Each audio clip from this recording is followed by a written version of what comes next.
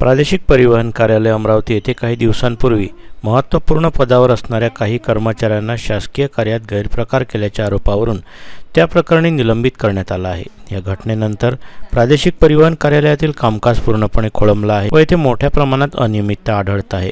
येथील कर्मचारी कार्यालयीन कामाला टाळाटाळ करतात। अशाच प्रकारच्या बऱ्याच अडचणींना जिल्ह्यातील जुने वाहने खरेदी विक्री करणाऱ्या व्यावसायिकांना सामोरे जावं लागत आहे। वाहन हस्तांतरित करतेवेळी ऑनलाईन पोर्टल बंद पडल्यामुळे चिखलदरा धारणीसारख्या तालुक्यातील 150 किमी लांबवरून येणाऱ्या नागरिकांना परत जावं लागतं। आरटीओ सेटवर साइन बिफोर घेऊन अशा वाहनधारकांना होणाऱ्या त्रासातून मुक्त करण्यात यावं। इतर जिल्ह्यातील वाहन अमरावती परिवहन कार्यालयात हस्तांतरित करतेवेळी सदर वाहन इन्स्पेक्शन करिता परिवहन कार्यालयात बोलावले जाते, परंतु असे वाहन इन्स्पेक्शन करणाऱ्या अधिकाऱ्यांची संख्या कमी असल्यामुळे वाहनधारकांचा अतिरिक्त वेळ खर्ची जातो। मेळघाट सारख्या लांब अंतरावरून येणाऱ्या नागरिकांना बहुतांश वेळी दिवसभर परिवहन कार्यालय परिसरात वाट पाहावी लागते। ज्या परिसरात वाहनाचे इन्स्पेक्शन केले जाते त्या परिसरात तत्सम परिवहन अधिकाऱ्यांनी पूर्ण वेळ उपलब्ध असावे। प्रादेशिक परिवहन कार्यालय अमरावती या परिसरात मोठ्या संख्येने महिला सुद्धा येतात। परिसरातील महिलांना तसेच इतर नागरिकांना बसण्याकरिता शेड उपलब्ध करावा व महिलांकरिता शौचालय व हिरकणी कक्ष उपलब्ध असावा। रेंट ॲग्रीमेंटवर भाड्याने राहणाऱ्या नागरिकांच्या नावे अमरावती आरटीओ कार्यालयात वाहन हस्तांतरित करण्यात यावे। अशा अनेक मागण्यांना घेऊन अमरावती जिल्हा 4 व्हीलर ऑटो डील संघाच्या वतीने माध्यमांसमोर पत्रकार परिषदेमध्ये व्यथा व्यक्त करण्यात आल्या। नमस्कार सभी पत्रकार बंधुओं को। अमरावती 4 व्हीलर ऑटो डील संघ के अध्यक्ष मनोज बुक की ओर से सभी को नमस्कार नमस्ते।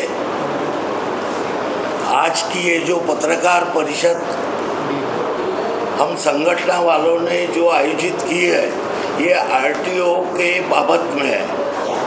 अभी करीबन 1 महीना हो गया है आरटीओ का कामकाज पूर्ण तरीके से बंद है और कोई अधिकारी कोई डॉक्यूमेंट्स पे साइन या वेरीफाई करने को तैयार नहीं है, चार्ज लेने को तैयार नहीं है।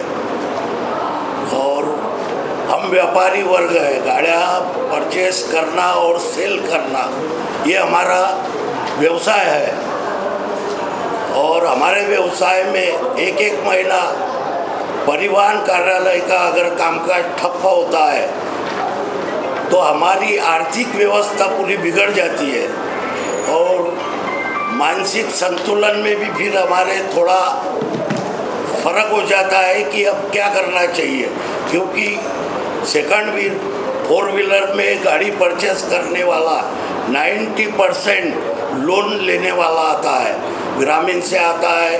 आज अमरावती जिलों में 8 तालुका से लोग आते हैं।